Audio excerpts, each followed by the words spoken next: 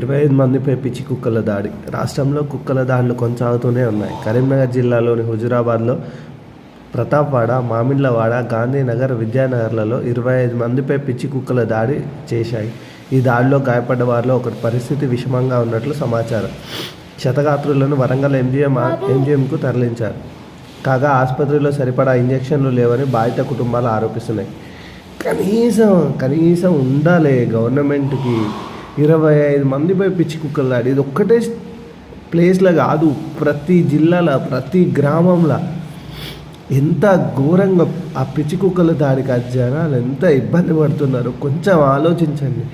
వాటిని అరికట్టమని మేము అనట్లేదు, వాటికి ఇంజెక్షన్లు వేయండి, వాటిని కొంచెం జాగ్రత్త ఆ బ్లూ క్రాస్ వాళ్ళతో మాట్లాడి సెట్ చేసుకోండి. ఎందుకు ఇట్లా మీరు కనీసం కొన్నన్నా కరెక్ట్ చేయండి. I request government to take action on this.